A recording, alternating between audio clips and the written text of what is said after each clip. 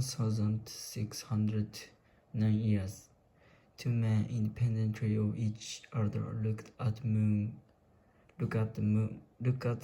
through a new invention from the Netherlands, the telescope. The first man enjoyed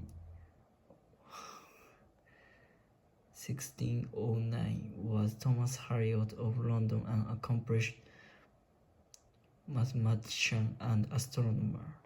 The other man, several months later, was Galileo, a 45-year-old professor of mathematics at the University of Padua.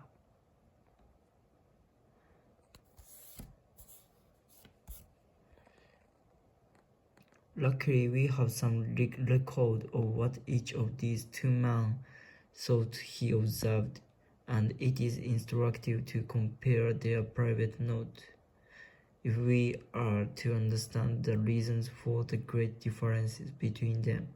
Of course, both men knew that from the time of Aristotle,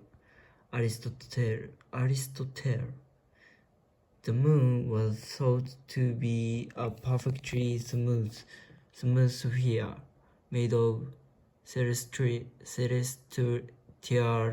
substance, the symbol of the incorruptible universe beyond Earth. The symbol of the incorruptible universe beyond Earth, but this was problematic to the naked eye. Some areas of the real moon appeared to be darker than others. Thomas Harriot called it that strange spottedness. By the 17th century, several theories had sprung up to deal with the problem, but no one had reason to question the supposedly perfect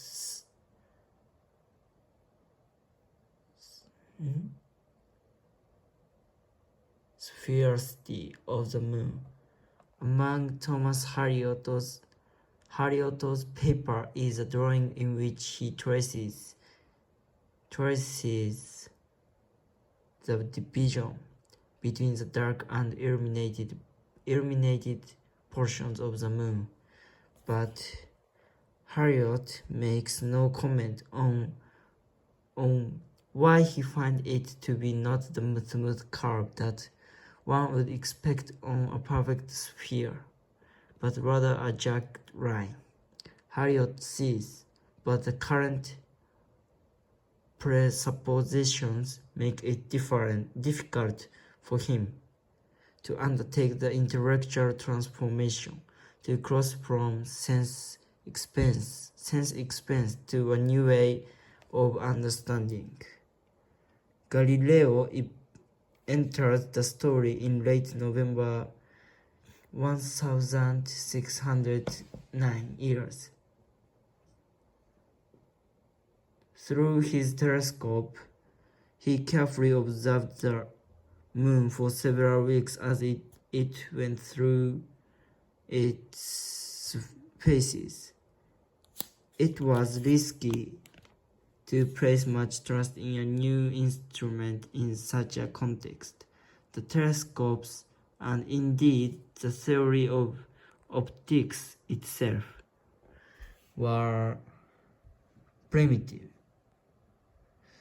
Some who were allowed to look through Galileo's telescope failed to see what he was trying to show, and in any case, philosophers thought that any optical instrument would by its nature desert reality.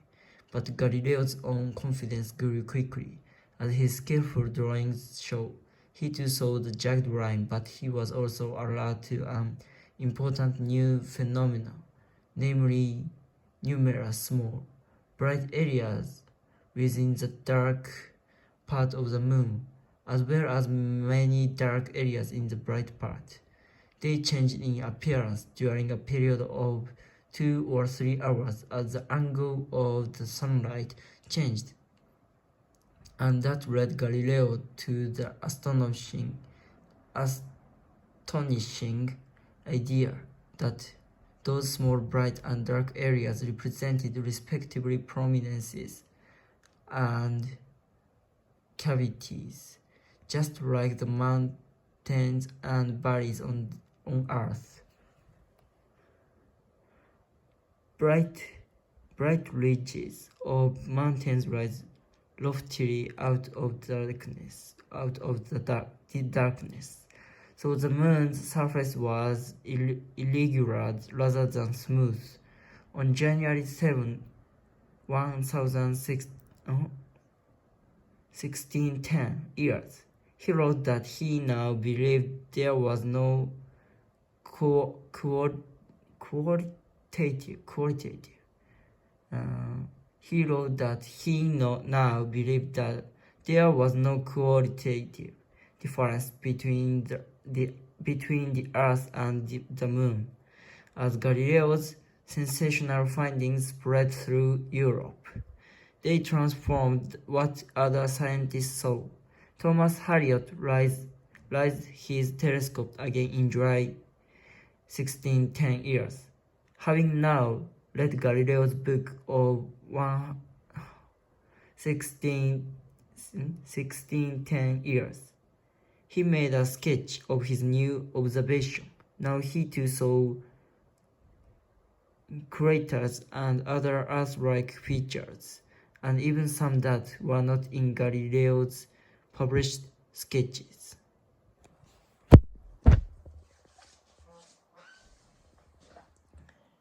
Luckily, we have some record of what each of these two men thought he observed, and it is instructive to compare their private notes if we are to understand the reason for the great differences between them.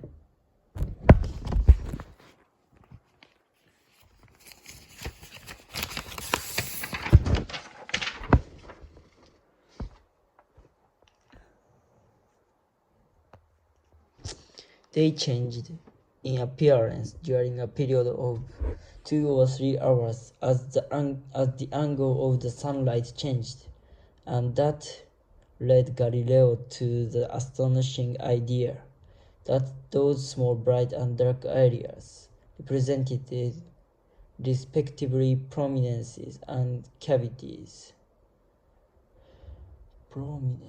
Just like the mountains and valleys on Earth.